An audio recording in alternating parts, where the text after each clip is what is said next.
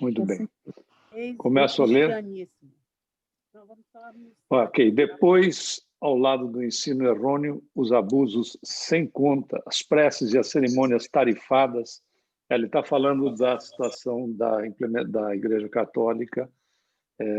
Vale lembrar, se você não estava na aula passada, não sei se tinha alguém que não estava, o Leon Denis não está fazendo nenhuma crítica no que diz respeito, crítica não, porque a crítica é uma análise. Ele não está, de forma alguma, denigrindo a Igreja Católica. Ele está trazendo os aspectos históricos do que aconteceu em relação ao catolicismo, ao cristianismo, depois que foi transformado para esta vertente do cristianismo, ou seja, original para o catolicismo. Alguns historiadores dizem o ano 300, outros anos 325, pouco importa. E é o que ele está tratando nesse capítulo.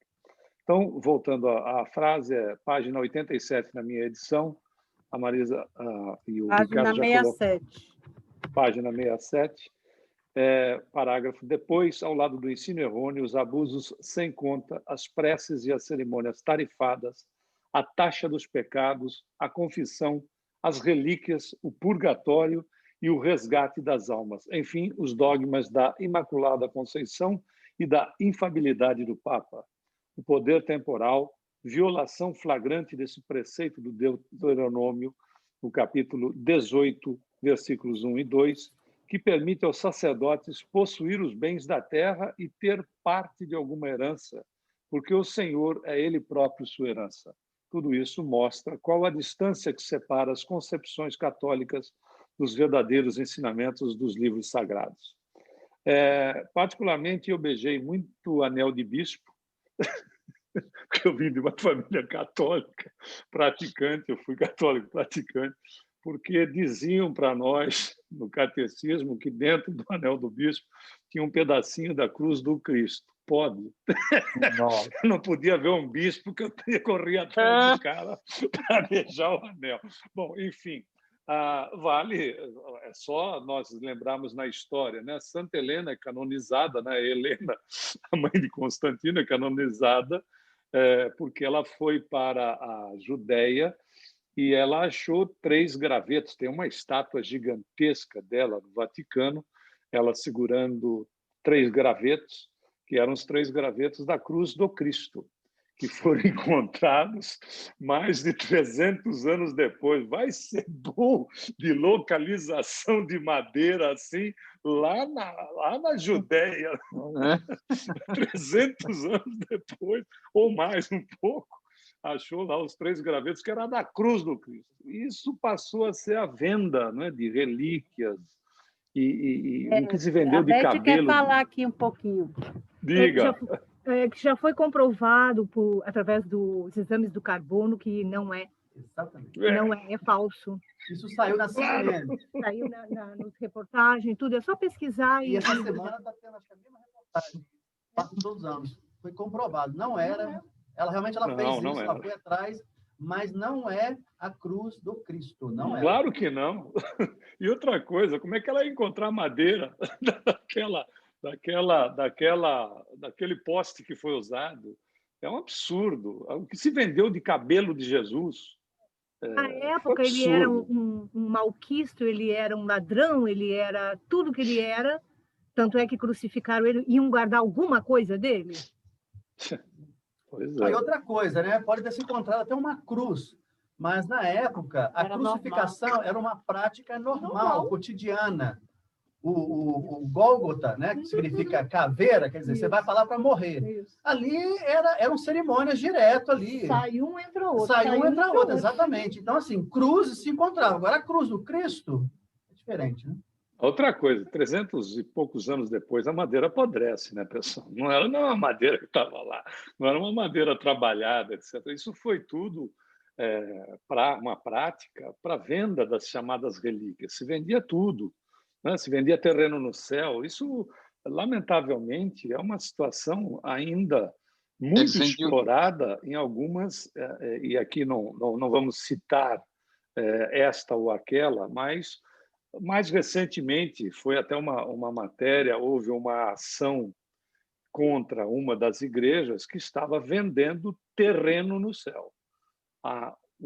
Foi documentado, era um certificado assinado por Jesus e tinha gente comprando. Então, veja, é o abuso na credulidade das pessoas, né? Então, se vendia as situações do purgatório, se vendiam missas e relíquias, etc., tarifavam. É o que o Leon Denis está dizendo aqui, tudo aquilo que foi feito. Agora, nós temos que separar, né, os interesses imediatistas do que efetivamente a pureza dos ensinos do Cristo.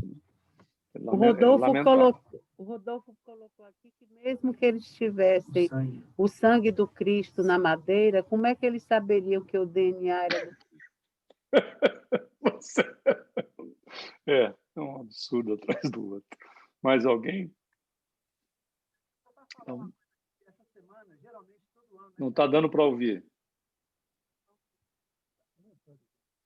É o Ronaldo? Está me ouvindo agora? Agora sim. Todo ano, nessa época do ano, a CNN traz um documentário a maior parte desse documentário ele é científico a respeito dos aspectos. Sumiu o som de novo. Está sumindo o seu som. Espera só um pouquinho. Deixa eu abrir o meu aqui. Estão me ouvindo agora? Sim.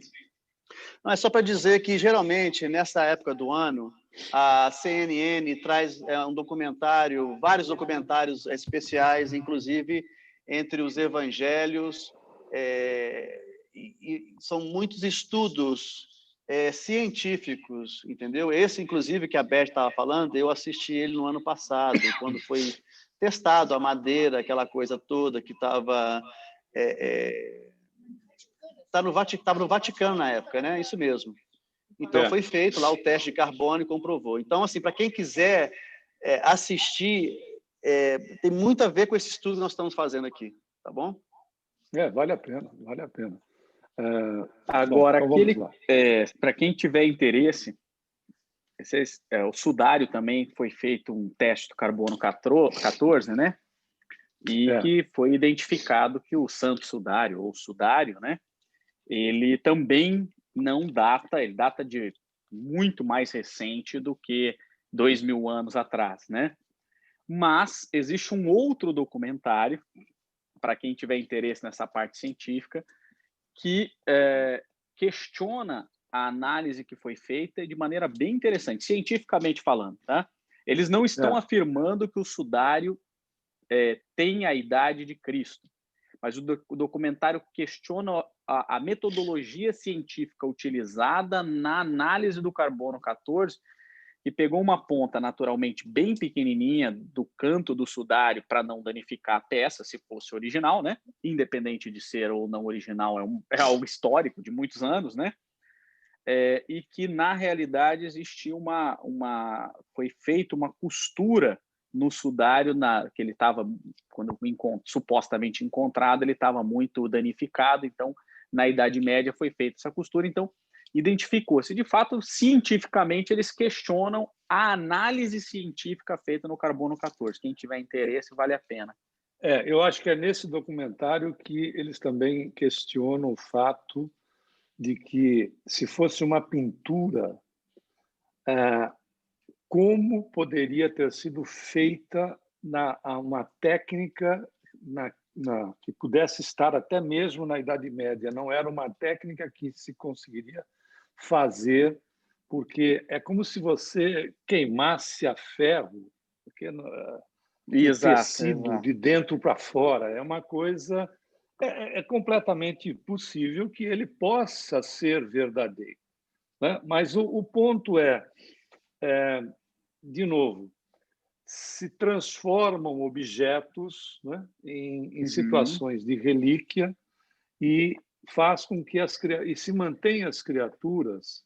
Claro, nós sabemos que atende à necessidade das pessoas, mas muitas pessoas são mantidas naquela formatação que é milenar, e que não é milenar de 1.000, 2.000, 3.000 anos.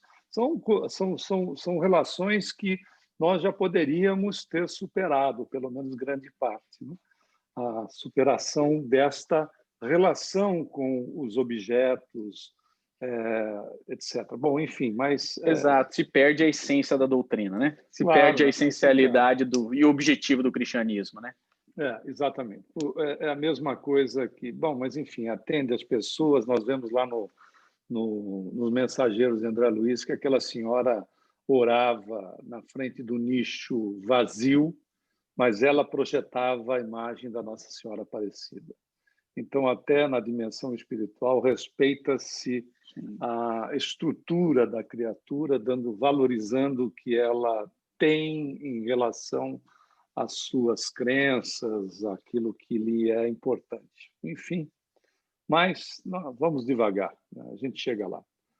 Então, entretanto, a Igreja fez uma obra útil, teve suas épocas de grandeza, opôs obstáculos à barbárie, cobriu o globo de instituições de benemerência, mas, petrificada nos seus dogmas, imobiliza-se, enquanto que à sua volta tudo caminha e avança a cada dia, a ciência cresce e a razão humana toma seu impulso.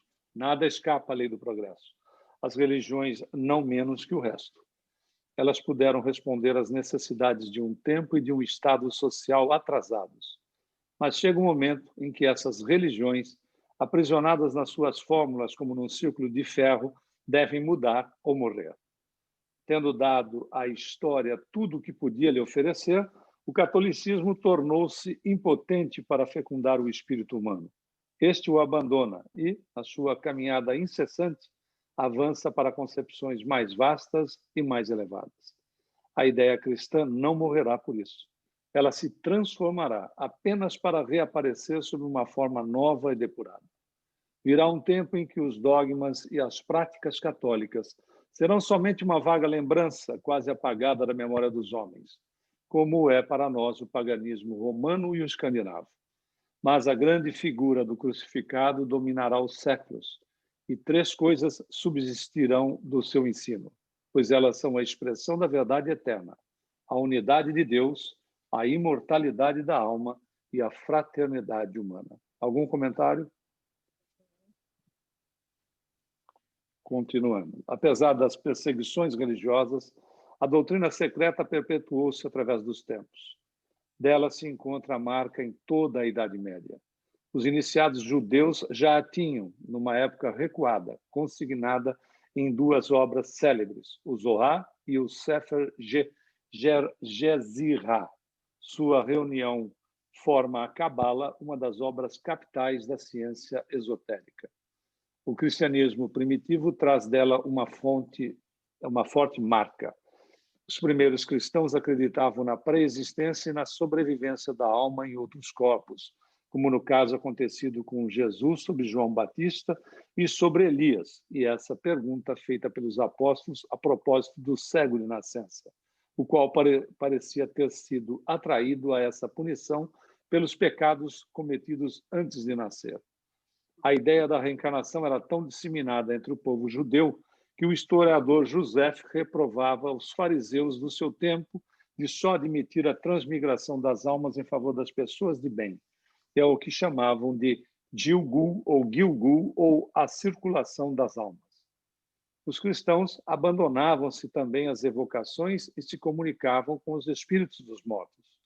Encontram-se nos Atos dos Apóstolos numerosas indicações sobre esse ponto. São Paulo, na sua primeira epístola aos Coríntios, descreve, sob o nome de dons espirituais, todos os gêneros de mediunidade.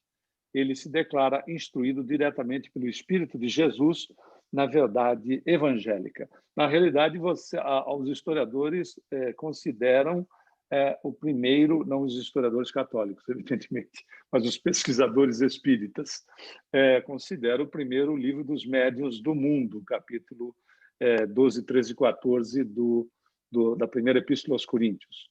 No 12, ele fala sobre as questões dos dons, no 13 ele fala da utilização, e no 14 ele fala sobre o amor, ou que é traduzido em algumas versões como caridade, que é belíssimo. Leon Denis está exatamente tratando desse assunto, mas era óbvio, né? A relação com os espíritos, os trabalhos que nós, hoje, na Casa Espírita, se faz na mesa mediúnica. Eles tinham trabalhos de desobsessão. Isso era algo comum. Não era comum em toda a estrutura judaica, como a gente acabou de ver em relação aos fariseus, etc. Mas você tem as vertentes, da mesma maneira que, se nós considerarmos, né? Você tem o catolicismo, você tem os evangélicos, etc, etc, etc. Então, você tem diferenciações e elas não necessariamente são voltadas para os mesmos aspectos, como mediunidade ou comunicação entre os planos existentes, né? E também as questões da reencarnação ou coisa do gênero. Depende da vertente. Alguém tem algum comentário? Então, atribuíam-se, às vezes, essas inspirações aos maus espíritos, ao que alguns chamavam de espírito de Piton.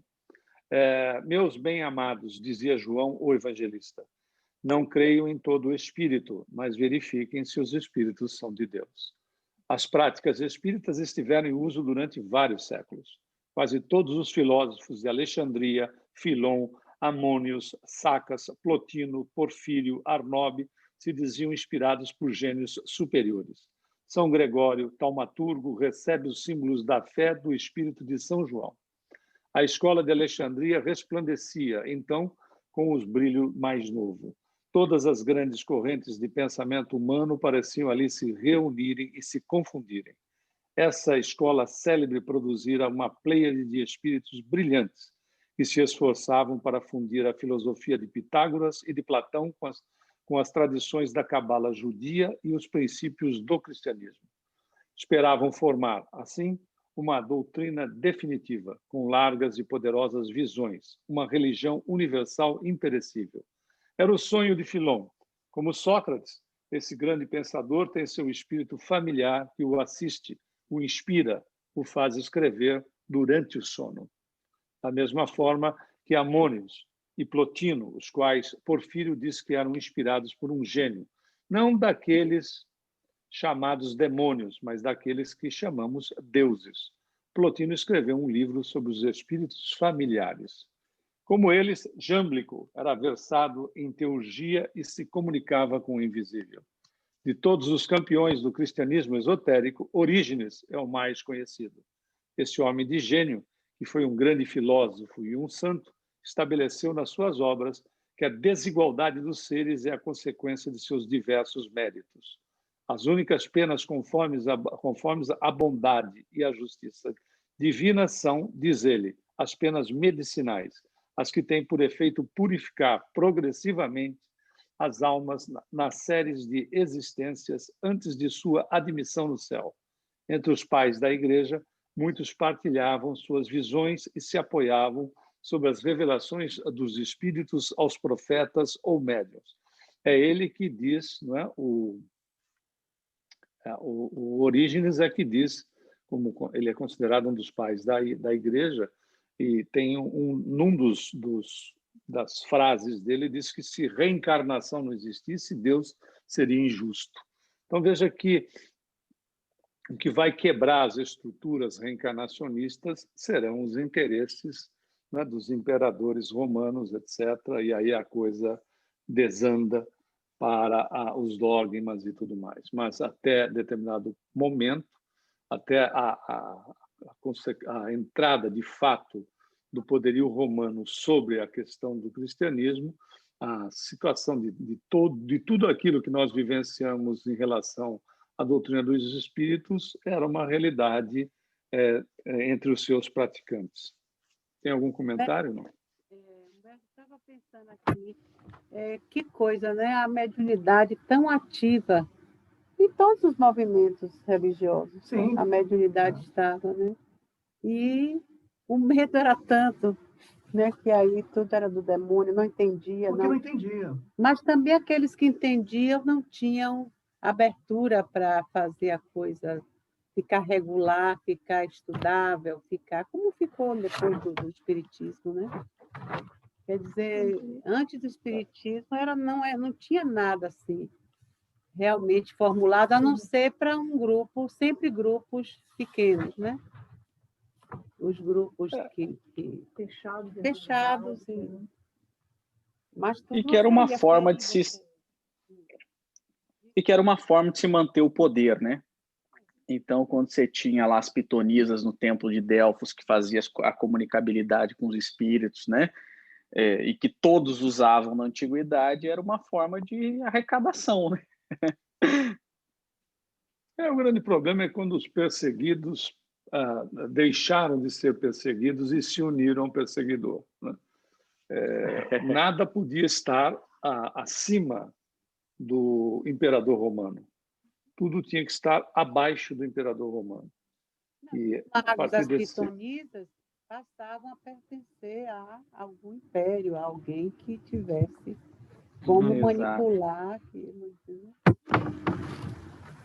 Mas essa mudança do Império Romano é que é significativa, né? Porque ela que deu a margem para depois... é o que dizem, né? Na cadeira do último imperador sentou o primeiro papa, né? Mas é porque foi a continuidade. O ponto todo é que o eleito, aliás, né, se nós olharmos a história, os eleitos ao comando, né, o império, etc., eles eram criaturas reverenciadas como filhos, né, de deuses. Então, o imperador romano também, né? Imagina, o indivíduo tinha uma representatividade e tudo tinha que estar abaixo dele, porque ele era o top na situação. Mas acho que o grande ponto foi ao momento da ruptura, quando ele, de filho de Deus, ou o escolhido, né, passa a ser o acima dos deuses, né? Porque ele domina, talvez a coincidência mais estranha é que eles iam pregar o evangelho, né? A partir do momento que dominava não o evangelho de Jesus, mas o evangelho romano, que eram os sacerdotes dando a boa nova para a população dominada, que chamava-se evangelho, né? Dizendo que a partir daquele momento eles estavam sob o jugo do imperador, o Deus imperador, aquele que tinha a moeda esculpida, né? A esfinge esculpida na moeda de ouro, né? São os interesses, né? Que é a hora que você transforma a religião em uma questão monetária, né? Lamentável. Porque quando Deus está esculpido na moeda, né?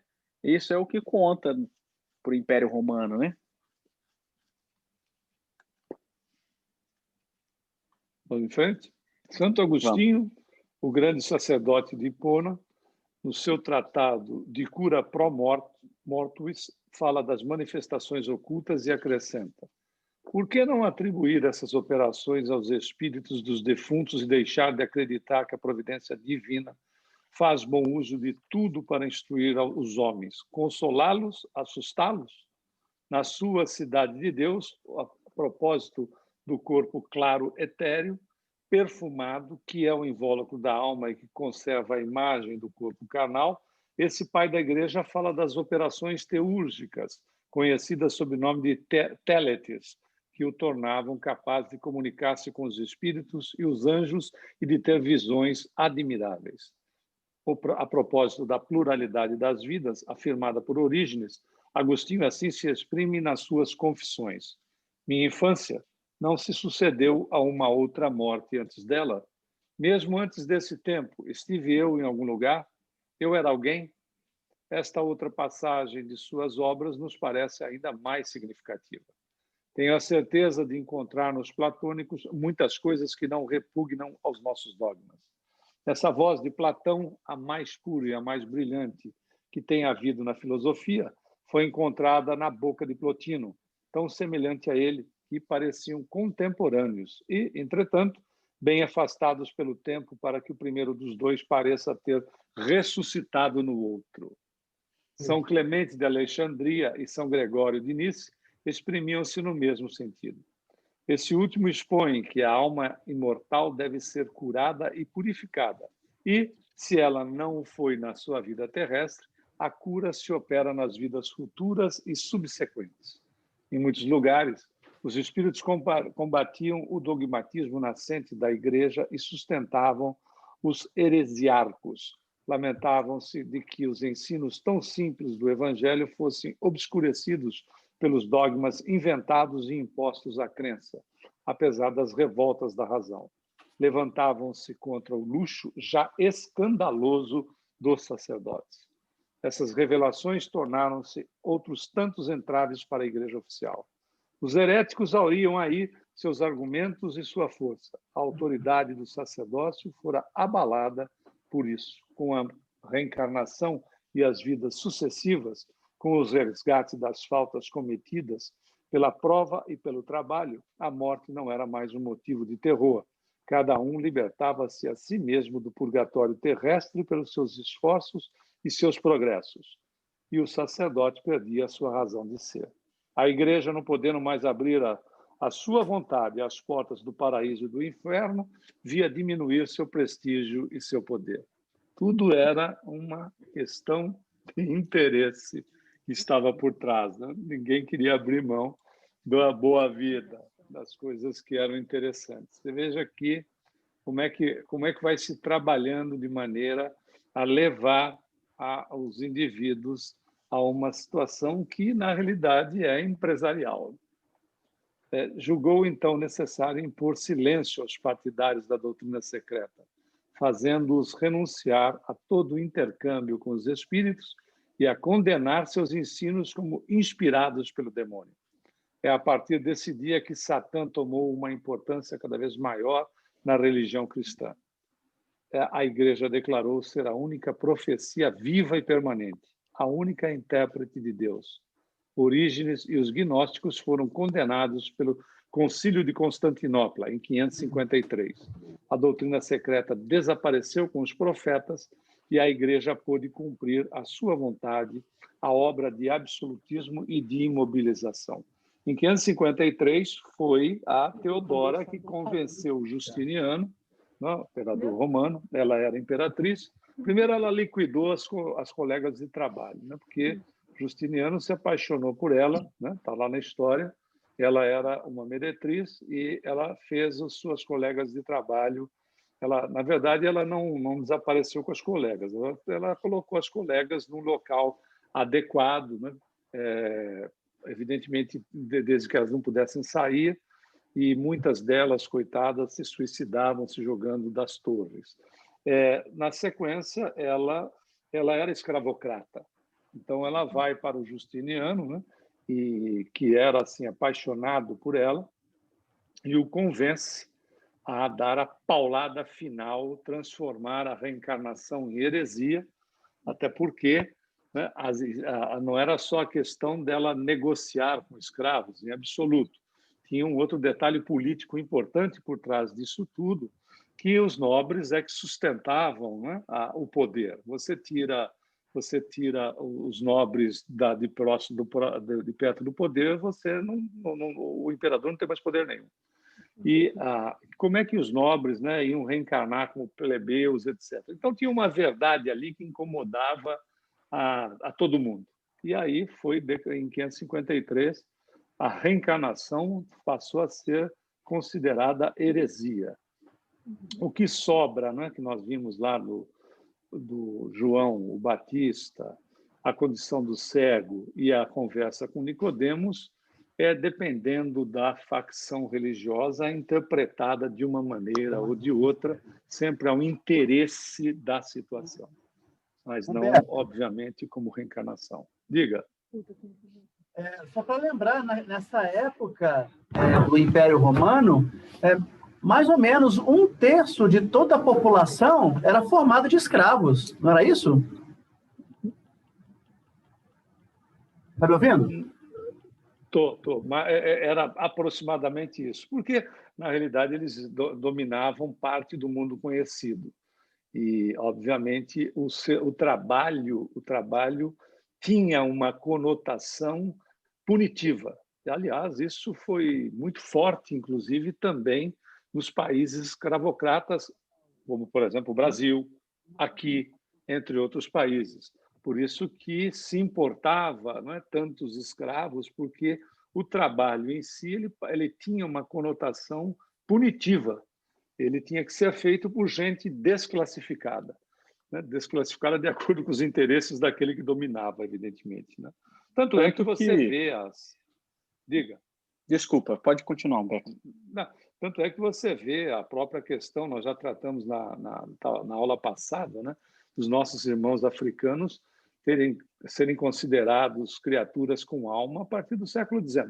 Pessoal, o século XIX está aqui do lado, né? Ontem, né? Ontem. É verdade.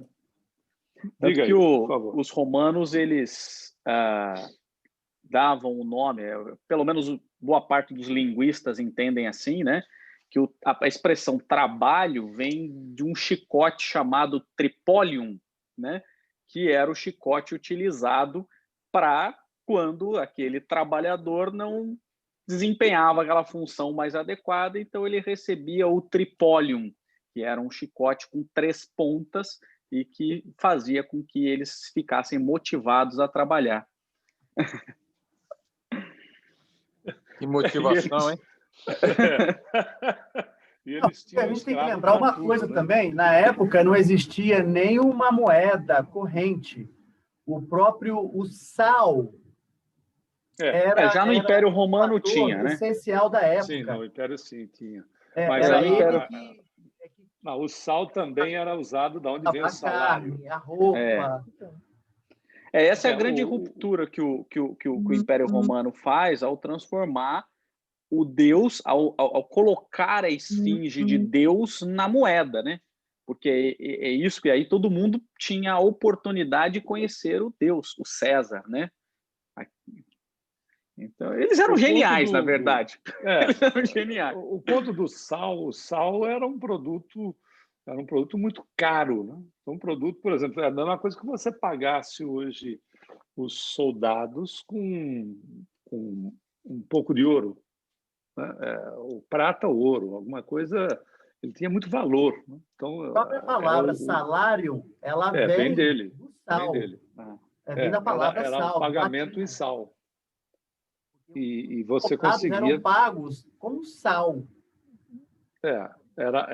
E é porque a extração hoje, né, em toda a tecnologia, deixou o produto, hoje não, já faz um bom tempo, né, deixou o produto mais barato.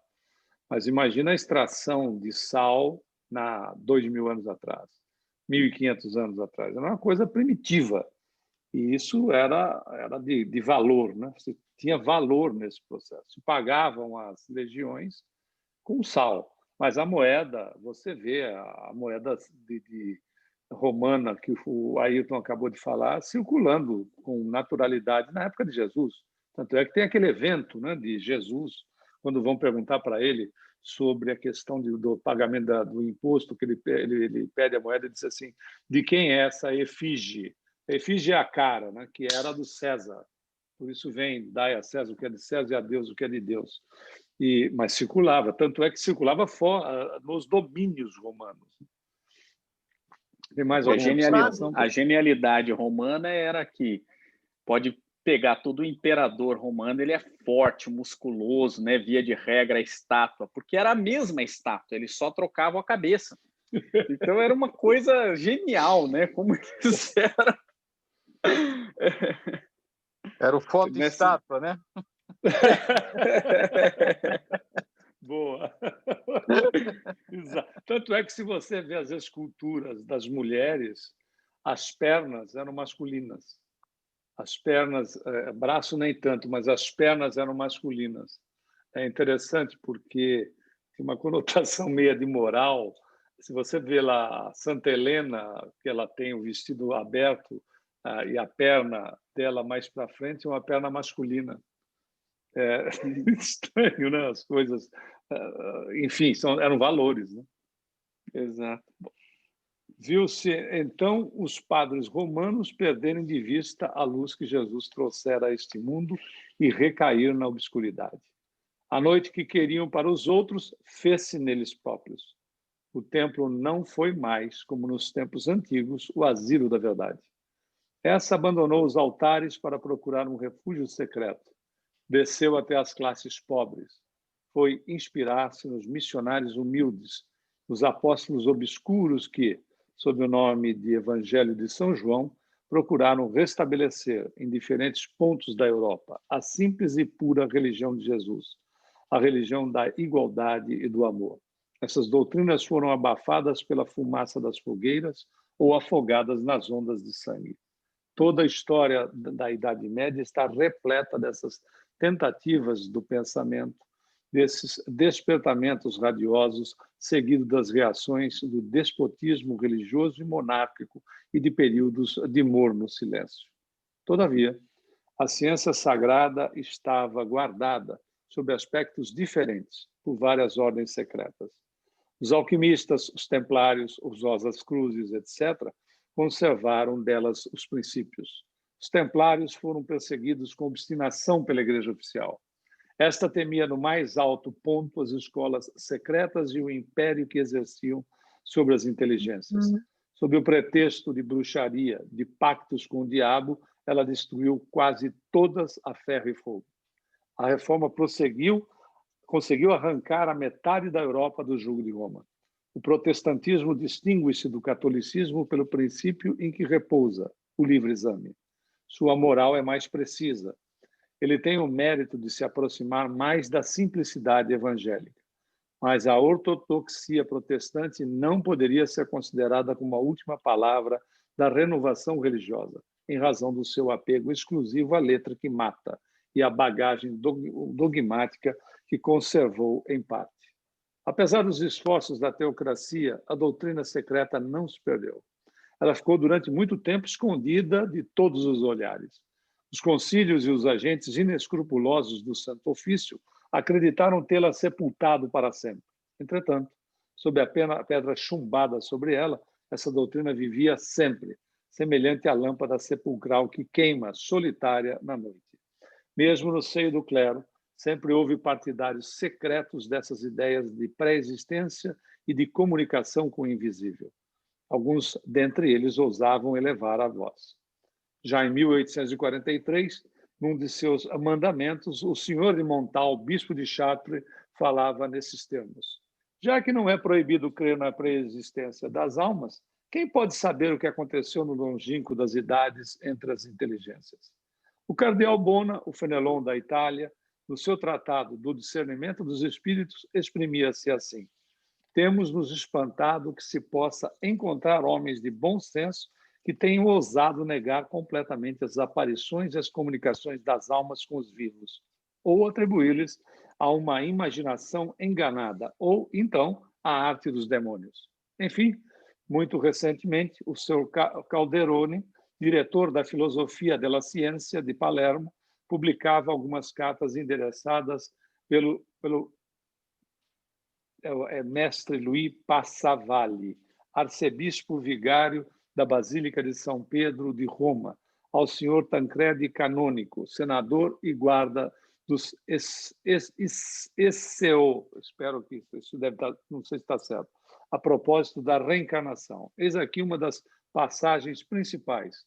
Parece-me que se pudesse propagar a ideia da pluralidade das existências para o homem, tanto nesse mundo quanto nos outros, como um meio admirável de realizar os esboços misericordiosos de Deus, na expiação ou na purificação do homem, no objetivo de torná-lo, enfim, digno dele e da vida imortal dos céus, já teríamos dado um grande passo, pois bastaria isso para resolver os problemas mais confusos e os mais árduos que agitam atualmente as inteligências humanas.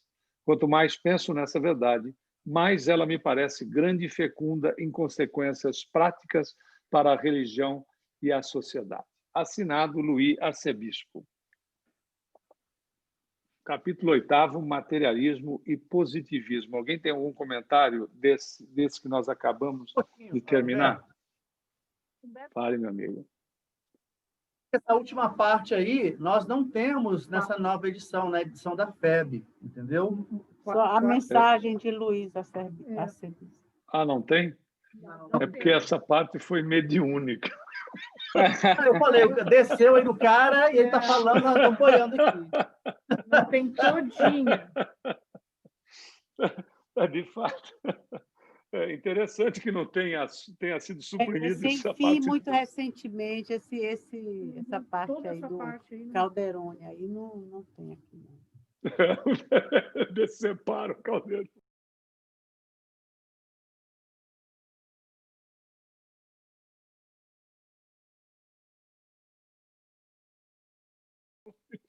Bom, vamos então para o materialismo e positivismo. Interessante, né? Como o oceano... É difícil saber se ela foi tirada ou se ela foi colocada. É isso. Agora, no século XXI, tem que só usar o bom senso, ler os dois e acabou. A minha intenção se servir, está servido. Como o oceano, o pensamento tem seu fluxo e seu refluxo.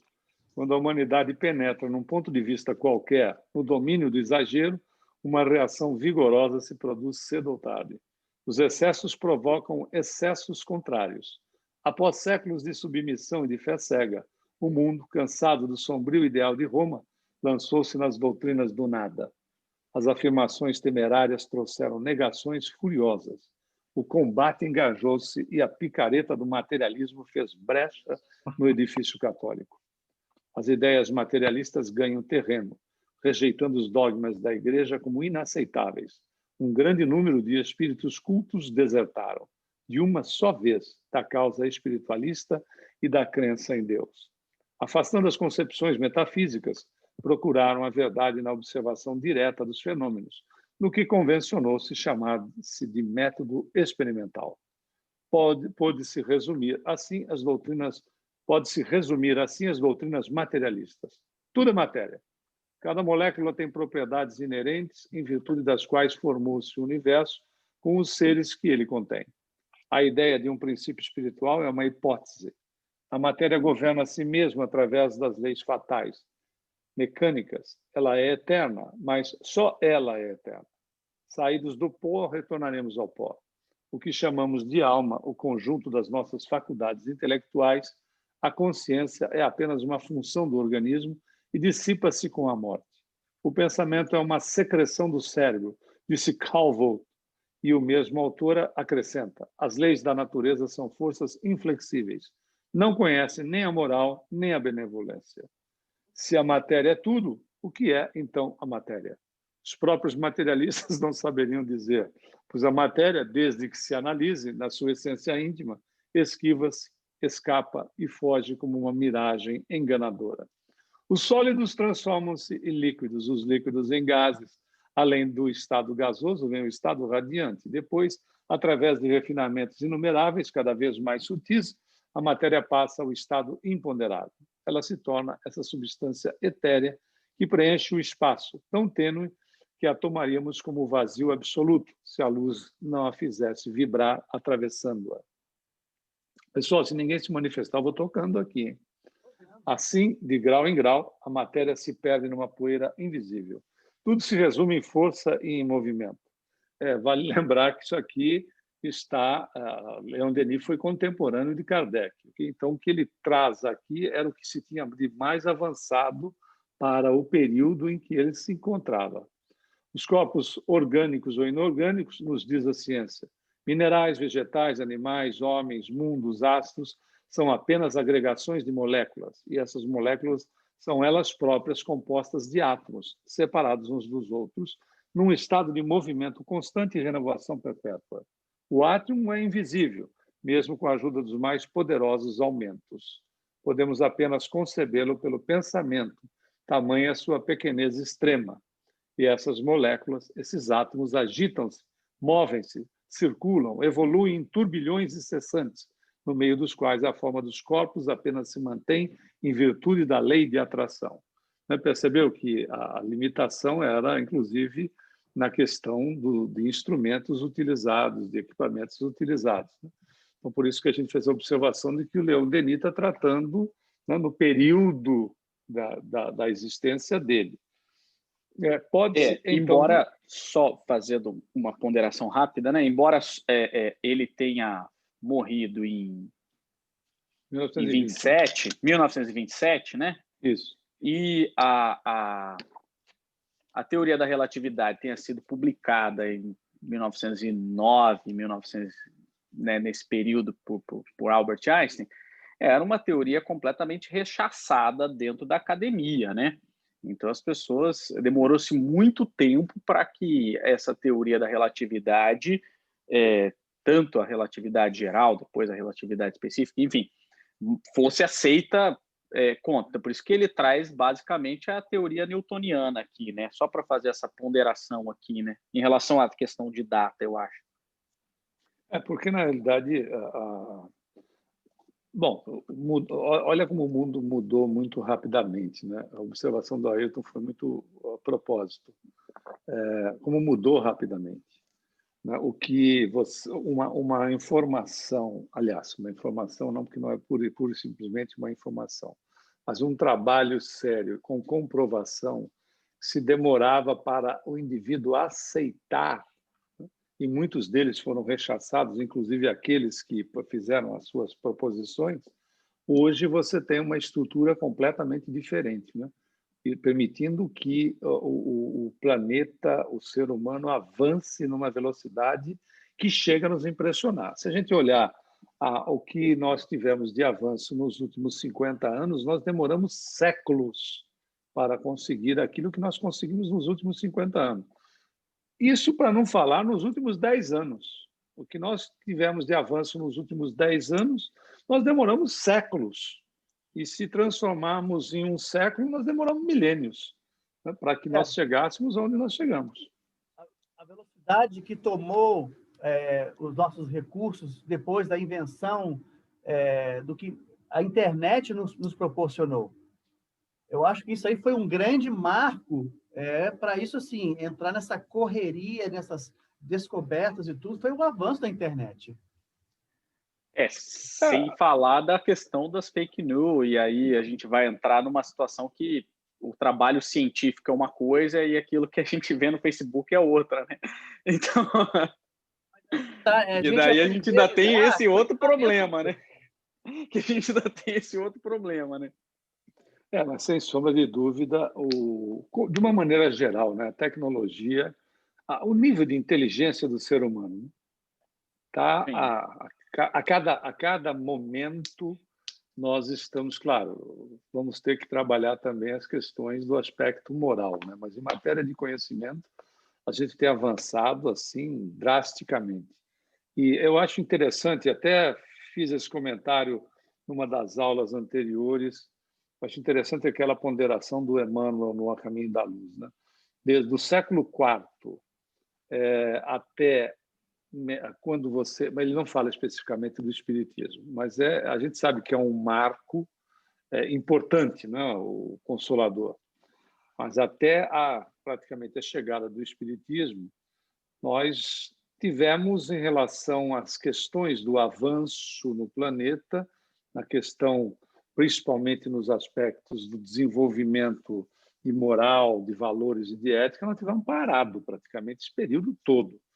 E a partir veja como tudo, não existe plano B, não é? Quando a criatura está pronta, não é? Então as situações vão surgindo sem que sejam agredidas, as pessoas elas não sejam agredidas, a aceitação vai se dando pela lógica, pelo crescimento do próprio espírito, né? E o que uma criança hoje sabe,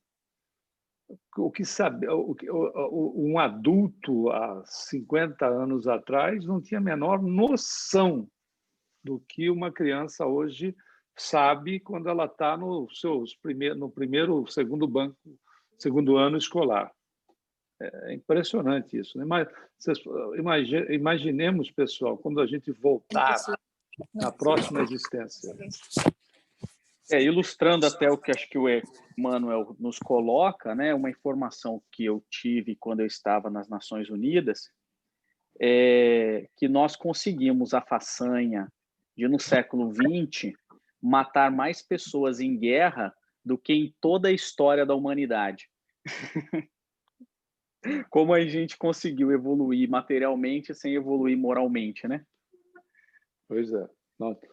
Calcula-se, na primeira, 40 milhões de pessoas, na segunda, 80 milhões de pessoas. Mas é tão interessante porque em 1918, quando termina a Primeira Guerra Mundial, até 1920, calcula-se que morreram, e o cálculo aí é um chutômetro, né? De 30 a 50 milhões de pessoas da gripe espanhola, que não era espanhola. Na verdade, surge nos americana, né? Surge nos campos de batalha que os americanos trouxeram e se encarregaram de, lamentavelmente, né? Ninguém se encarrega, mas foi quem espalhou, né, pelo mundo, né? Pelo continente aqui, aí já estava contaminado parte da Europa, aí a coisa... Durante 2 anos nós tivemos um volume de uma segunda guerra que havia terminou a primeira em 18, em 2 anos desencanou um volume de pessoas tanto quanto desencanou durante os 4 anos de conflito da Primeira Guerra Mundial. É impressionante. E a Segunda Guerra Mundial calcula-se em 80 milhões de pessoas. Fora os conflitos que nós tivemos nos anos 70 na África, nos anos 80 e 90, né? Em todos os movimentos revolucionários que nós tivemos, Angola, Libéria, Congo, todos esses movimentos em que milhares de pessoas foram dizimadas, assim, né? Nas guerras civis e tudo mais, né? A China, que a gente tem tão pouca informação, né? O Mao Tse-tung é atribuído para ele 1 milhão de pessoas, né? Que eram contrários a ele. Isso é o que se calcula. O que eu acho um número pequeno até. A própria Revolução Russa, né? O ponto todo é tão interessante porque a gente vê a evolução do espírito. Nós não estamos tendo mais espaço para essas coisas, nessa grandiosidade, né? Acho que vocês que estão nos acompanhando, nós não estamos tendo mais espaço para essa dimensão em relação a extermínio de pessoas num volume, né, de tal magnitude, porque o espírito está evoluindo gradativamente, né? Devagarinho, mas a coisa está acontecendo. É que o volume de informação hoje ele é poderoso, então ele espanta mais do que efetivamente informa, não é assim? Eu acho que é um pouco assim, claro, o que você está falando também, mas sem dúvida que o nosso desenvolvimento, o crescimento que a gente teve intelectual, né, nos coloca de novo, né, dentro da perfeição divina no momento exato e na hora certa, né? Porque a gente imagina hoje, para a gente aqui, é inconcebível você imaginar um mundo onde, se você decidiu encarnar na Ásia, provavelmente você nunca teria contato com o espiritismo. E hoje a gente fala sobre o espiritismo aqui, qualquer pessoa, em qualquer canto do mundo, pode ouvir. Então, eu acho que a gente está no momento certo, e dentro da evolução divina, nós vamos agora colher os frutos daqui para frente, né, do avanço moral, porque o avanço intelectual, né, esse avanço tecnológico, na forma como a gente viu, tão gigante e rápido, com conhecimento em todo lugar e com acesso para todos, isso já está acontecendo. Mas era necessário isso, eu acho, para agora sim a gente poder, então, spread, né, difundir essa ideia das coisas boas de uma maneira tão rápida, né? E como a gente sabe, hoje muitas coisas, como vocês estavam falando, não são mais aceitas, né, no mundo. Então, o cara mata 10 mulheres lá do outro lado do mundo, a gente aqui fica sabendo e todo mundo se revolta, né? Porque as coisas elas se espalham com uma velocidade inimaginável, né?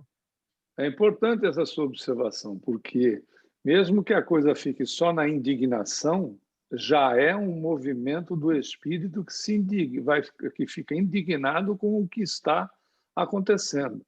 Porque acontecia e a sensibilidade era zero em relação à vida do outro, porque a minha própria vida não era valorizada. Logo, o que eu reflito no outro é aquilo que eu tenho ou deixo de ter, né?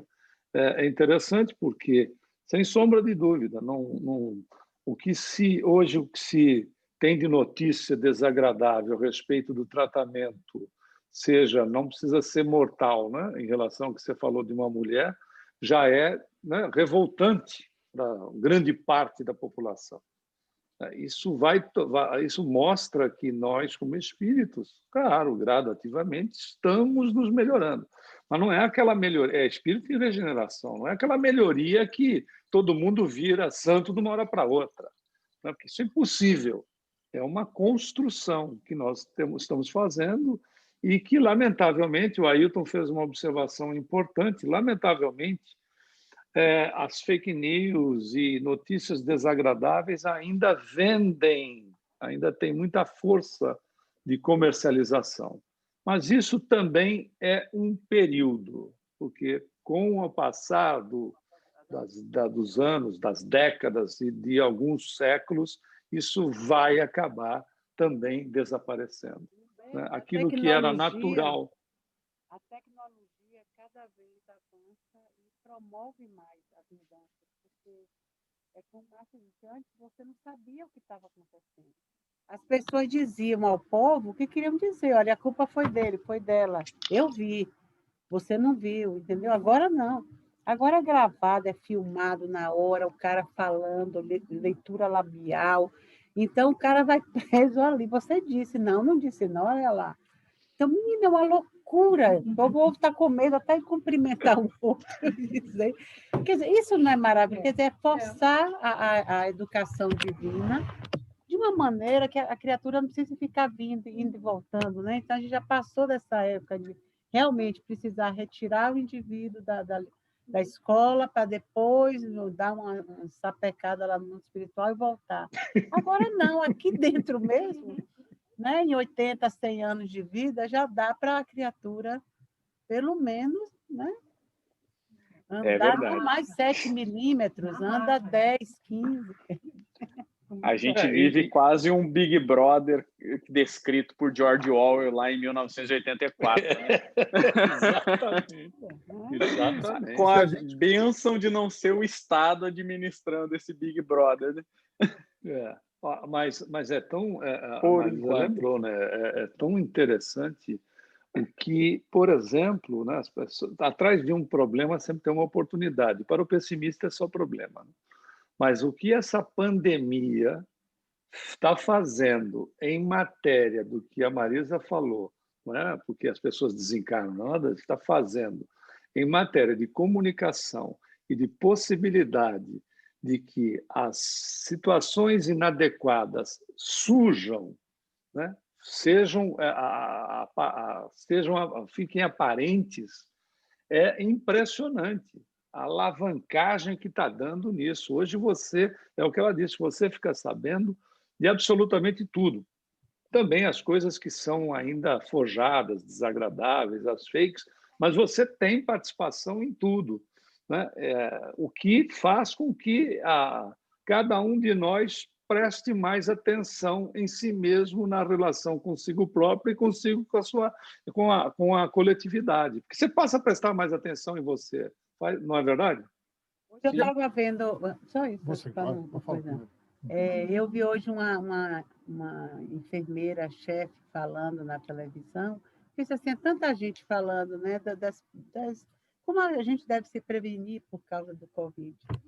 E ela disse que resolveu gravar esse vídeo para poder ver se uma pessoa lá de dentro do hospital falando sensibilizava, porque ela demonstrou desde a hora que o paciente entra no hospital, vai para a CTI, e todo o processo daquele que desencarna e aquele que consegue sobreviver. E a angústia desses profissionais de saúde, né, vendo isso se repetir todo dia. Você pensa que vai salvar a gente. E o que esses doentes dizem a eles, pedindo para que ajude eles a sobreviver? Olha, o telefone da minha filha está aí, olha, dando assim indicações. é porque vão morrer e dependem deles ali. Também a comunicação para a família. Ela disse que é uma coisa angustiante. E ela disse, o pior de tudo não é isso, é sair do hospital, depois de horas e horas de um trabalho angustiante desse, passar pelos bares, pelas ruas, estar em aí a televisão começou a mostrar realmente o caminho que ela fazia para casa, acho que no Rio de Janeiro, São Paulo. Aí ela, quando eu vejo aquilo, eu chego em casa aos prantos, porque eu já fico pensando, amanhã vai triplicar o trabalho, entendeu? E essas pessoas são elas que são os mortos de amanhã, e não estão medindo perigo. Os negacionistas também ficam doentes, né? O vírus... Que até isso tem que haver para ver se a gente aprende alguma lição. Quer dizer, tudo, eles estão ativando tudo, né? A minha sobrinha, ela é enfermeira e ela está lá no Reino Unido. Então, da Alemanha, ela teve a batalha da primeira onda do Covid lá na Alemanha. Foi terrível e agora eles estão lidando lá no Reino Unido, na Inglaterra, com essa variante. Tanto é que todas as fronteiras estão fechadas, ou a maioria, porque ela está se alastrando muito rápido, essa variante. E outra coisa, o índice de pessoas jovens contagiadas triplicou.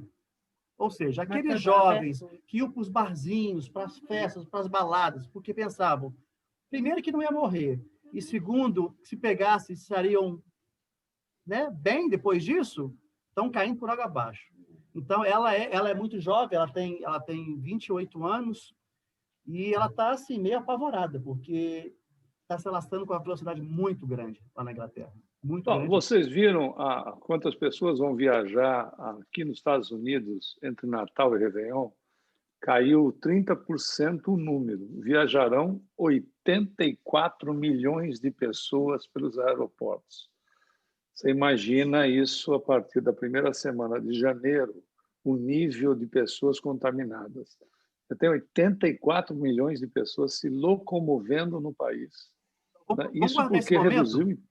Porque ontem faleceram, se não me engano, 3.700 pessoas aqui no país. Ontem. Sumiu a sua voz. Ontem faleceram mais de 3.700 pessoas aqui no país. E isso nós estamos falando antes do Natal. Então, esses dados serão atualizados agora, depois do Natal. Hoje foi dado pelo Fauci, o Anthony Fauci, né, o grande cientista lá, falou assim, olha, a batalha está muito à frente ainda. O pior da batalha está à frente, que é agora, depois do Natal, Ano Novo, que as coisas vão piorar. Então, foram 3.700 pessoas ontem. Bom, Marisa, são 9h20. A gente para aqui no início. Não, passou. Acho que era um assunto para falar para ele. Vamos bem. É a fé. Passou a fé. Paramos aqui o resto do pessoal foi embora, não? Eu sei. Não, está todo mundo firme e forte aí. Porque tinha desaparecido. A gente para aqui nesse parágrafo. Pode-se, então, dizer que o mundo é composto de átomos invisíveis? Paramos nesse parágrafo. Na minha edição, página 97. Na edição que você tem aí, qual é a página? 74. 84, ok. Podemos terminar aqui, então, Marisa?